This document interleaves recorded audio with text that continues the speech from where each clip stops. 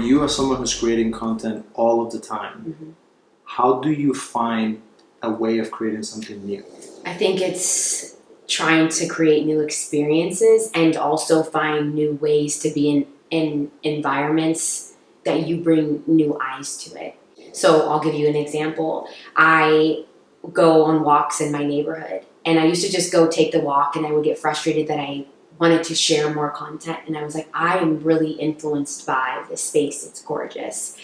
But I used to do the same walk every single day, and then I said, okay, what if I go a street over?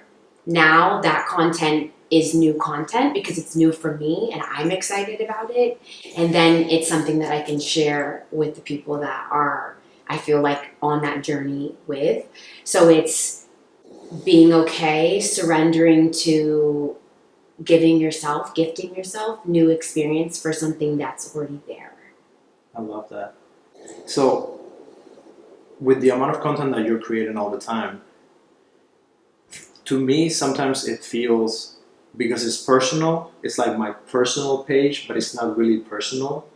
And I'm posting and posting and posting, and part of me feels like, well, people must be tired of seeing me with these cool pictures all the time, and like they must think that I think of myself that I'm this big shot and all of this, and I'm still a person. Like I still have shitty days. I struggle with money and time management and eating healthy and all that. In your case, I think it's even more amplified because you are a person that is creating content about health and beauty and being more connected and so many things that are around that higher level way of living. How do you bring that down and still feel okay with yourself and not struggle? Like, I don't know if you struggle. How do I sleep at night? Yes. Well, I think that, I guess in fairness, like I wasn't raised in an environment in which that was my truth. So I originally am from Modesto, California, and this was an area that when every year would come out, where were the 10 worst places to live in the US? Where I'm from was number 2. And so my parents always would tell us, it's like, how do you bring truth to something? And so my truth isn't that everything is always beautiful, but my truth is that I will find something that is beautiful, and I try not to make assumptions for your audience. That's what I would say. Like, really trust that. I like to think that my audience and community, they have good intentions for me like I have for them. And if I trust that the person watching isn't there to be hateful or spiteful, that they'll appreciate that I'm taking time out of my day to share something with them so that there's beauty in theirs too. And I think that that sometimes can be a challenge because we want to make assumptions for people. Who am I to say what you're going to feel looking at my story? All I can do is, this is something that I am moved by, and I hope that I can share it so that you can be moved by it too. But I don't get to decide how you feel about that. I don't get to decide if you then make it mean, oh, she thinks she's always in beautiful environments, and oh, she doesn't have those challenging days. I hope that the content that I create starts a conversation, and people do. They will DM me and say, have you always been positive? Have you always lived in this sort of environment? And it's like one street over is, Brentwood, and the other street over is West LA, and it doesn't look like that. And I think that what you can find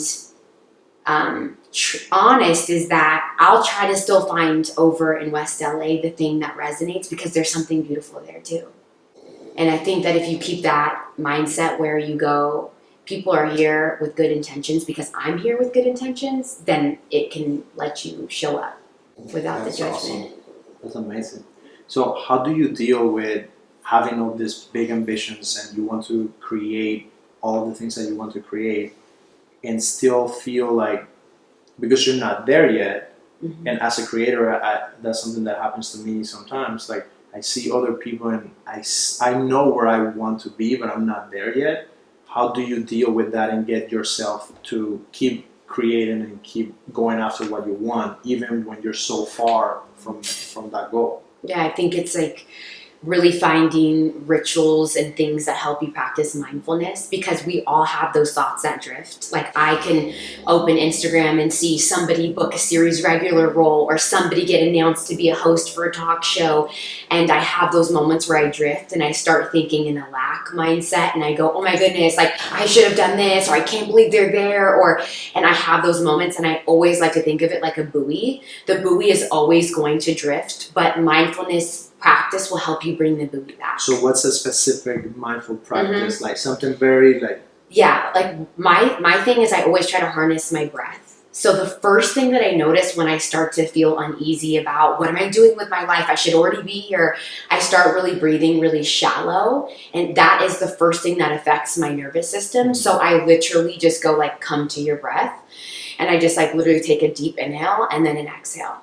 Because your breath is such, I would say, like a North Star, it's one of the first things that helps you come back to the moment.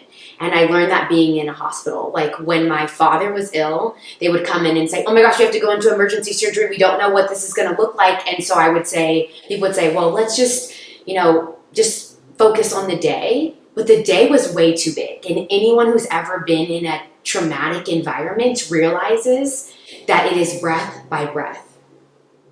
It is the only thing that you have. And if you've ever been in that type of adversity, you know, okay, I have to harness just my breath. And it's the thing that wherever you are, if you're alive, you have it. So it's not like anything external. I always try to make it something that I can control, and that's something I'm responsible for. And so it's never like in this given circumstance, if I don't have my favorite this with me, it's always like where you are, and your breath is something that if you're alive, you have it. Use it. So you were talking about being an actress and wanting to do all of these things, and then you see other people doing that. Tell me about that struggle, because I think as a filmmaker, I have that, but at least I can go out and like make something to make me feel closer to what I want to do. But for actors, and I have a lot of actor friends, it's really hard. Like I don't know how you guys stay motivated to keep wanting to be an actor when you're not doing the thing that you want to do. Yeah, I think that I heard something once that, what you're doing, if you think of it as like, it's a verb, it is an action, but that's not who you are. And so it's like, I want to be a vessel to tell stories. And sometimes that might be on a TV show, and sometimes that might be in a podcast, sometimes it might be in this moment. And so if you go, what is my true intention? And my true intention is to show up and use the skills that, God or the universe gave me to be of service, then I want that. And so it's really hard. Sometimes you have to surrender to the vessel that you use to do it. And it's so hard. It is a challenge. I would be lying if I didn't say that I have moments where I am crying or freaking out. And I specifically remember, I always thought that I want to do, whenever they do the remake for X-Men, I want to play Storm. Like I knew I'm Storm. Okay. I will never ever forget the day I read on Deadline that Alexandra's ship got cast as Storm. I fell on the ground, literally collapsed, like crying. And it was like, my whole thing is over. Like, I knew I should have done this earlier. And it was like, what are you doing? Like that was part of her mission, and she was meant to be that. Maybe she didn't even want that. And maybe not. And so you go like, okay, like, that's not for you. That's not for you. And so you get back to doing the work. And I think also just keep people around you that help remind you. I have a creative partner, Jordan, and anytime that I feel like I'm slipping in this way, like I'll go to those people that I trust and I love and I care about, and I'm like, oh my goodness, that was supposed to be me in this project, and they're like, yo, like chill, like relax. And so if it's not you, it's keep a system that helps you, remind you of what your vision is and what your purpose is, and that doesn't have a timeline. I struggle with that a lot because I want to do a lot, and I always felt that I'm not doing enough. Even when my calendar is full, I have plenty of projects that I haven't finished yet.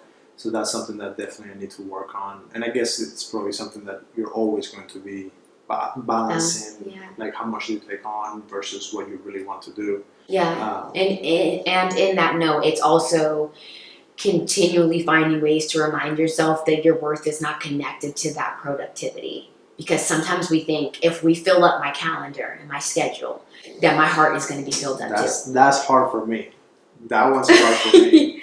Yeah, and you intrinsically are enough, and you don't need the project to be valid in who you are. Are you sure? Yeah. But I want to do the project. Yeah, and you can do the project, but the project getting done or not is not connected to you being valuable. And so like my dad always taught me this with sport, because he grew up as an athlete. He played football at UCLA, and I was always a really good athlete. And he would always tell me, if you blew your knee tomorrow, you have value. That one's hard. And so if you go, I'm valuable because I'm a really great content producer and I want to be an amazing chief content officer, and then one day you can't do that. So my father also taught me your value is in you recognizing that it's the intangibles that you carry every single day. Your kindness, your loyalty, your integrity. And those are things that you can control, and those things don't have to be changed by any circumstance. And so when you're thinking about filling up your calendar, it's not, let me put all these other things on it so that I feel enough. It's, I am enough, and so let me pick things that support that belief. And it doesn't really work the other way. You must understand that in order to serve the projects that you want to work. And it also is a belief that like, have time, but we also want to create urgency. But I think as a creative person, and you're someone who has like really audacious goals, and it's like, I don't have to do everything all at once. And that takes a wisdom and a patience. And it's something that you have to harness every single day, because that fear keeps popping up, I'm sure, a lot. Yeah, I think that would be really tricky for me, because the approach that I take is you should commit to everything, even if you cannot do all of it, because that will take the best out of you and it will push you to go beyond what you think is possible. Mm-hmm. Everything with measure, because something that I value is like if I commit to something, I have to do it. Mm-hmm. So I don't like committing to something that I won't do. Mm-hmm. But I do feel that we leave a lot on the table. Mm-hmm. And there's probably 5 more things that you could get done this week if you bring that sense of urgency to it and align that with your goal. Now, I'm not talking about just do things to do. Yeah. You have to pick, and the things that you are doing, you have to be really selective. But I always think you can push for more, bigger and stronger, and try to go for that. But I agree with you, is I should not go all the way on that, so maybe finding a balance where the two ideas can play in harmony. Yeah, and I think that I like to think about it as what way can I have stamina, endurance, and sustainability? And so for me, I want to create legacy, and legacy is not something that happens overnight, but it is something that we pour into every single day. And so I think that you are able to take those projects on and have been, but there has been a refining and a polishing, and there might be things that you might not be aware of that you have done to become better at those things and move. But you've taken time to create systems that help you take on more projects, that help you, educate yourself in that way and go, oh, I can delegate this thing so that I can step into that. And it's not to say that you aren't, aggressive in your pursuits. But I do think that in anything, it does require maturity to say this thing, if it's going to be a long thing, is going to require that we take strategic pauses and that we are thoughtful with what we show up for and how we show up for it. Because there is burnout, and there comes a point in which it's you're exhausted, and I want to enjoy that. I want to enjoy that process. I don't want to be at the point where I'm constantly in a deficit, although deficit sometimes produces incredible creativity. But I do think that ultimately I want to be able to remember what I was doing while I was doing it. And that to me is design helps me do that. it helps me slow down and pay attention to like this fabric and this texture, so that I'm not sitting here thinking about what's for dinner and what am I doing tomorrow. And then it's like, oh my gosh, I had that opportunity to sit down with Axel and I don't remember any of it. And so I think that when we look at our lives, we want those memories, and I want those memories to be colorful and layered and dynamic, and I want to be present. And so if you can have presence for each of those things that you're doing, amazing. At the moment in which you're no longer present because you're hanging out with, a wife, a partner, a child, and you're not there, I'm out. That's not for me. I don't want that, because I don't want anyone to get like half versions of me for everything. I want to be all the way here, like I am right now. That's awesome. Yeah. I love that you were talking about design, and you're someone that I really respect your taste and the aesthetics that you bring to every project that you make, and just the way that you live your life, like the way you have your stories and everything that you post. So tell me a little bit more about that. What do you look into? How do you judge a room when you're setting up for a shot, or if you're doing a photo shoot?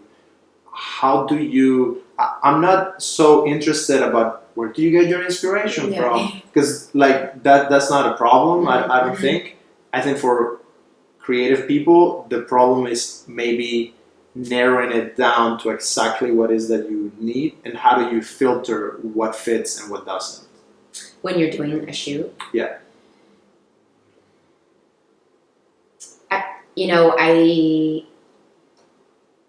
I have this thing that I've been playing with this last year, which is this idea that I like to, whether it's an environment, a product, or people, I want to be able to leave them as is to the best of my ability. So if I'm in an environment, I try to pick an environment that I feel best in, that I can leave as is. I will make small modifications, but it's like, and I guess maybe I'll use a different example of this. We've all maybe gone on a date or dated a person, and we're like, oh, well, we like this thing, but if they were just like this different type of person, if they actually thought this way or behaved this thing, then I would really, and I go, okay, I don't want to do that. I want to be able to go and say, this person exactly as they are, that's what I want, and that's what I want to show up for. And I try to do that with design. So like, can you see something in its truth and say, in its truth, that's what I really love? And so I try to find environments that help you say, you're not having to try to control as much. Then it allows you to be more free and actually pour into the content and pour into the conversation. Finding ways and places that help you feel where you don't have to try to control as much, but it means that you're doing a little bit more work in the beginning. Yeah, that's kind of hard for me, because I'm like... I like that approach, but I'm also thinking, how can I control this? And like, if I close my eyes, how would I envision it? And then conform reality to my vision. Mm-hmm. And that's kind of my approach. Mm-hmm. But it's interesting that you're thinking about it in a different way, where you're trying to let reality be, and I guess pick a version of that reality that matches your vision without forcing it too much. Well, because sometimes I feel that what becomes the most frustrating thing for a creative is your expectation. And so when you're constantly trying to manipulate something, you have an expectation that you're also battling. So now there's the actual reality of the space, and then your expectation of the space. And I like to say that in my very nature of it, I'm lazy like that. So I want to be in an environment where I have to exert less energy to have to overcome the reality of that environment and my expectations. So if I can come to the expectation and say, this is what it is, and this works, that to me helps me create a more seamless environment to create. I bet. That sounds a lot easier. It can be, and it's also more work in the beginning.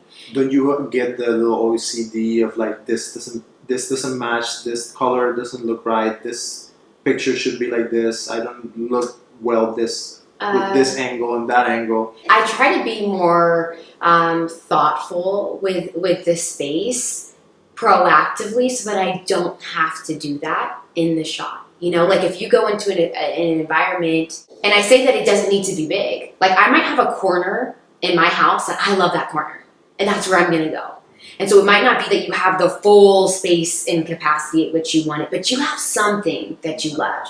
Go right there and lean into that area that you love and build from there. Expand from there. And then you go, okay, so you say, this whole neighborhood might not be the exact vibe that I like, but this corner or this corner house, I feel great here. And so I'm going to go there, and then I'll start to attract other areas and environments that speak to me in this way.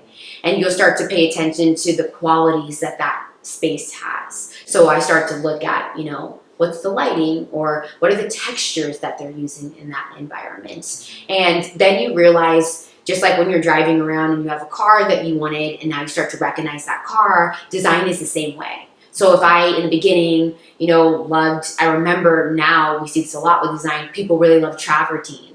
But that was like something that I was drawn to. I had a roommate who was from Italy, who was from Rome, and I went to Europe, and I was like, oh my goodness, I feel really peaceful when I'm in this like kind of beige aesthetic and this stone, and there's the history here.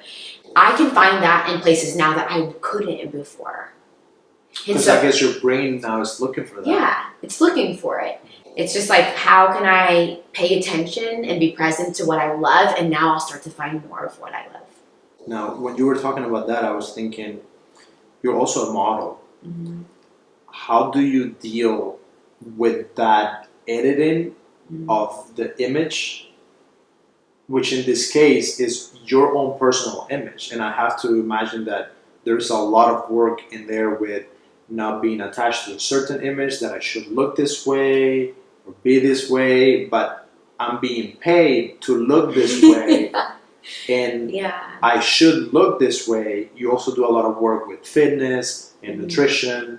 And I don't know, tell me a little bit about that, because something that I have found, the more I talk to women, the more I find that a lot of women have insecurities. Mm-hmm. And even when they are stunning, when you get to talk to them about that and they're honest with you, they don't feel beautiful. Mm-hmm. And for me, it's like, that is a tragedy. Like, you're amazing. How don't you see that you're so beautiful, like the way we all see you? I think that men also have that also, but women are more vocal about it. Because there's space for those conversations for us to be vulnerable about it, and it reinforces programming. When we are distracted by paying attention to showing up based on appearance, it keeps a lot of women out of rooms. And I think that some of that has been intentional and some of it has not. And so it is work that I constantly have to challenge, and I do have insecurities, and I do have things that I try to recognize. How much of that thought belongs to you, and where did you hear that? Because I know for me, as someone who was an athlete, a collegiate athlete, I had a specific body type that helped me perform a skill at a really high level. But I didn't see that body type in magazines and on television. And I still notice that I walk in front of the mirror and think, oh gosh, I wonder what I would look like if I was more of an editorial build than someone. And so those things are there. But what is me is my observation of that moment. That's what's true. What isn't true is you're this or that. What's true is I recognize that you feel this way. And now I'm going to let that pass. So I don't try to not have those moments. I just try to recognize them and then let them pass. But they're there. And I don't know if they'll ever go away, because I do think it's something that we constantly are reinforced by and rewarded by. And I remember in college studying persuasion and watching case studies where people would walk into a room and people thought they were more qualified because they looked a certain way, and I understand the privilege of that commercialization. I do. Yeah, so it's something that works, and I don't think we're ever going to get rid of that. Yeah. Like, I really don't like when people try to say, oh, we need to like you're going to feel that way. Yeah. Our brains work like that. Like, we were just having a conversation on camera, like, oh, aesthetics don't matter. It's like, well, if they don't matter, then we wouldn't be attracted to beautiful people. We wouldn't like beautiful food. We wouldn't like beautiful buildings. Like, it matters. Yes. And then the question is, what have you been taught is beautiful, and what do you think is beautiful? I love that. And I'm still playing with what that is. Because I think a lot of things that you find beautiful, you've been taught that those things are beautiful.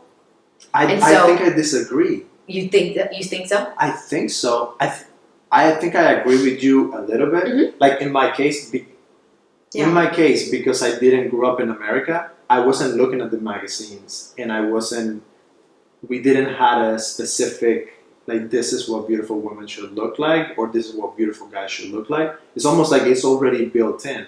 But I do see that there is a difference, because, like, for example, for me growing up, I was going to say, like, what did you see then? And for you and where you're from, what was the commercialization of what was beautiful? For us, for example, more meat, better. Because, I don't know, it's like if everyone was skinny, like being skinny was not good. Because it meant you didn't have that much money, you didn't have that much food. So being really skinny was never like the thing. If you were too skinny, that wasn't attractive. If you were a little bit more built, it was better. I don't know why. Then I come to America and it's like, oh, you're supposed to be super skinny. And I was like, no. I think in my case personally, I have a wide range. Like, I enjoy different beauties, and I'm talking with women, with food, with like music and art. Like, I have a wide range of the things that I like, so I can see beauty in a lot of different things. So I'm really happy about that. But I know that some people have a very specific, like, this is what should be, and like, this is not. And I think, like, you know, the beauty is in the curiosity and it not having to be defined in that way. So being able to pay attention to things and find things that you gravitate towards in either of those things or the variety of those things, I think is really a gift. You know, I don't think it's this way is the way or this isn't the way. To me, what's stunning is when you can find what works for you within any of those things. And so that is what I try to practice. So I try to practice whether that's in my own life with my weight or body fluctuating, given the context that I can appreciate that. So I know at the top of the pandemic, people were really concerned with their body image and they still are navigating that. And it's like, can you keep an approach that understands that your body was doing that as a survival mechanism because we were in the middle of trauma globally? And can you think that that is stunning? And so it's like, okay, how can I keep this approach that is informed to the context and keeps me curious? And so if I can do that, then I'm gorgeous. Like that's what I hope, you know, that you can keep coming back to those moments. How do you choose to live a life at the highest level? I think as long as I am learning, like learning is something that has to be at the very top of that, and that I am applying that information with other people. Like, I think connection and learning and has to be threaded together. I want to be able to like take in inputs and then use them and apply them, but also it has to be shared. And so for me, it's a combination of like, how can you expand your worldview and then find ways to bring that into the things that you do daily and then find people that you can share that with.